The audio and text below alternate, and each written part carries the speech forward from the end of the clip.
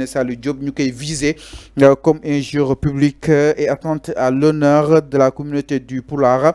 En tout cas, la plainte a été déposée par le syndicaliste Maham Ka bi nga xam ni it mi ngi dénoncé des propos de nature à semer la haine. Réagissons à la controversée qui n'a xam nekk moo di Ngoné Saliou Diop doon sax mi ngi présente exactement ses excuses par rapport à wàllu lu mel waaye malgré ses excuses le plaignant maintient pour le moment sa plainte et réclame des poursuites judiciaires invoquant la nécessité de préserver le vivre ensemble. L'affaire est désormais entre les mains du procureur de la République jëm si li nga xam nekk moo di wàll bi. Alors enfin ba jàng daal di amal si mbir mi jàpp nañ ni Ngoné Saliou Diop vivre ensemble bi na nga ko war a daal di doxalee wala kon taxawaay bu mu si war a am amu ko moo war a nekk Maham Ka génn mais aussi l'ensemble des journalistes yi nga xam ni itam ñooy spécialisé sur le pulaar aussi génn pour dénoncer exactement cet acte.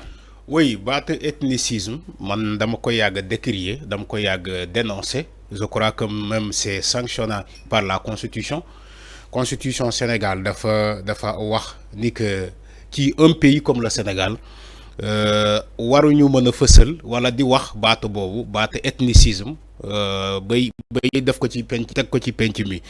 Alors tey mën nañu jàpp ni que Ngoné Saliou dafa juum donc dafa juum il faut accepter ni que dafa juum. lu ñu doon ñaawlu fii ci baatu ethnicisme ni que racisme xaw ma boo di yoon ay xeet donc si moom Ngoné Saliou bu ñëwee tey di wax ay pël franchement dafay poser problème nañu waxante dëgg.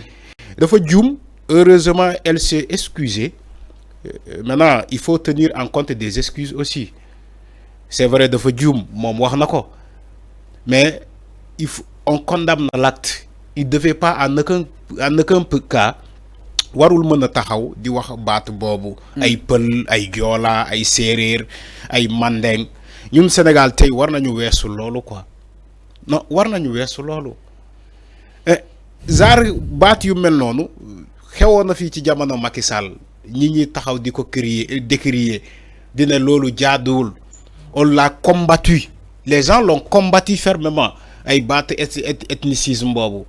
maa ngi fàttali ko ci jamono Macky Sall ba ñuy taxaw di naan yow foo jógee Casamance nga jógee rebelle nga wala yow foo jógee fee nga jógee wala un pouvoir typiquement ou bien purement pulaar ñi dañu doon taxaw di xeex loolu ci jamono Macky Sall mais si bu fekkee baatu boobu dafay ñëwaate tey mais c'est comme si ñun lu ñu doon xeex ci Macky Sall c'est 10 000 fois zéro te c'est pas normal jaaduwul.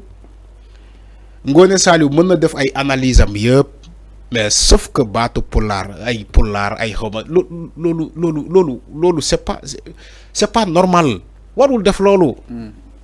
Je crois que keneen moo ko mën a def mais sauf moom ne nañu waxante dëgg entre nous. Le savoir vivre en commun le Sénégal c'est une république on a opté pour vivre en commun maintenant lan moo jar ay pël ay séeréer ay xawma ay lan. loolu laa doon wax fii benn gars benn jour ma ne koy loolu en 2025 nit taxaw di naan ay diw. loolu c'est vraiment un recul. alors Ngoné Saliou trois poids de recul si ginnaaw. alors Ngoné Saliou jàpp na ni lu moo xeet la wax Arfan. mais xeet la jàpp na ni xeet genre la comme ku nekk ak sa xeet. concrètement non nee na waxul le mot pulaar. loolu itam naka na ko daal di jàngatee côté boobu. non am na quand même baati xeet baaxul. même bu utiliser baat xeet Sénégal. mais genre naka la nga koy woowee wolof. oui genre mooy maanaam xaw ma. ku nekk sa appartenance mooy justement. mais genre peut signifier beaucoup de choses. genre peut signifier jigéen. non maanaam góor. kon maanaam genre en français naka la koy woo naka la koy woowee si wolof fii Sénégal dañuy faral di woowee genre xeet. man xeet waaw. mais quand il traduit le wolof en français. Parfois, il y a des mots caducs ou bien des mots, de gros mots. Yo xamantene mëno ko traduire de français en wolof. Wala de wolof en français. Mën nañ ko accepter expression bi mën nañ ko accepter en français. Mais en wolof mënuñ ko accepter. Ça se passe comme ça dans toutes les langues. boo nee da ngay jël français nga def nga kii nga traduire ko en wolof. La traduction dafay trahir. mais c'est ça. la vraie définition. La vraie définition doo ko am non seulement doo am la vraie définition mais parfois tu utilises de gros mots ci l'autre langue maternelle ñu ne la déedéet wax genre yooyu c'est pas accepté ici.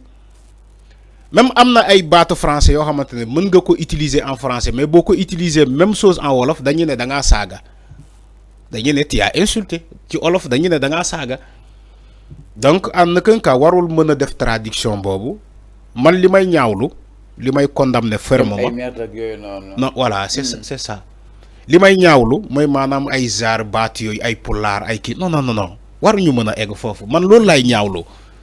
Lolu nit waru ko utiliser en 2025 le monde évolue les gens il faut arrêter ça aussi Ngoné Saliou mais comme elle s'est excusée. Alors les excuses de son limite mais malgré ñi persister toujours exactement sur l'affaire ça dit que yóbbu si yoon du Maramka entre autres donc da nga jàpp ni après ces excuses war nañ mën a passer l'éponge. Non xam nga moom même bu excuser man gëwuma ni que gars yi dinañ ko baal parce que gars yi dañ ko enal. Non si. Donc elle a tenu la perche. gars yi dañ ko enal Ngoné Saliou ci ses sorties tellement bi attaquer l'extrême gauche attaquer l'opposition tout ça Macky Sall tout ça mais gars yi dañ ko garder haine boobu tey ñu doon wut fu ñu koy jekkuwee dañuy doon wut ban buntu la ñuy jël pour jekku Ngoné Saliou pour mën ko porter plainte. Maintenant je crois que ils vont profiter ci lu mu wax ni pour porter ko plainte mais lii nii je crois que jarul porter plainte. Donc ils vont saisir l'occasion. Ils vont saisir l'occasion ñu ko enal ils vont saisir l'occasion de lui porter plainte moom Ngoné Saliou mais lii man dama jàpp ni que jarul porter plainte jaru ko c'est pas quelque chose qu'on doit porter plainte il faut arrêter lu xew lu ndaw rek ñu ne dañuy porter plainte. Alors instant bi donc parce que ça gawul quand même dafa ne voilà man déglu naa kii bi déglu naa émission bi seetaan naa émission bi mais baatu boobu moo xaw a déranger. Alors avant mais jarul porter plainte. dossier bi mi ngi si loxo yi li nga xam ne moo di le procureur bu Dakar alors convocation dina am wala am naka na daal di jàngati aussi fànn boobu noonu Arfan c'est-à-dire la suite exactement du dossier yëf yi su tolloo fii procédure bi naka lay demee. Procédure la. c'est-à-dire procédure Ngoné Saliou yëf yi su tolloo fii. c'est-à-dire oui xam nga plainte.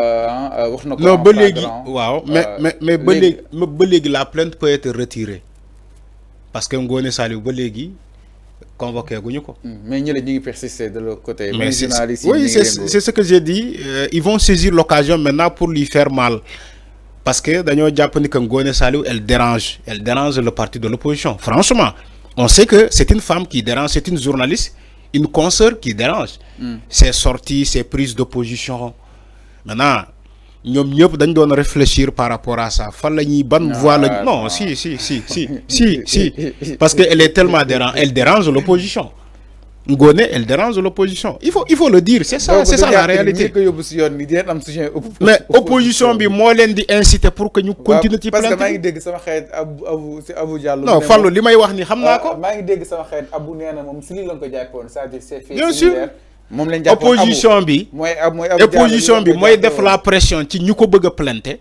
Opposition bi day ñoo taxaw di leen instrumentaliser ne leen dem leen ngeen porter plainte Ngoné Saliou. Il y aura même certains membres de l'opposition qui vont dañuy bokk ci la plainte collective parce que ay peul lay wax la wax donc mané la opposition bi Ngoné yag na len déranger. Alors il faut dire la vérité. Alors lerna Ngoné Saliou yag na déranger opposition bi. Alors lerna maintenant tay ni dañuy saisir occasion bobu pour lui porter plainte. Alors demal nga wuy ji. Alors ñu ñëw si benen ponk du côté de la régie ginaaw li nga xam ne que moo di pàcc bi nga xam ni itam da nga ko jagleel suñu consort Ngoné Saliou di ko nekk de tout cœur avec elle par rapport ak boobu di épreuve daal di ñëw si ki nga xam ne que moo di Madiambal Diagne nag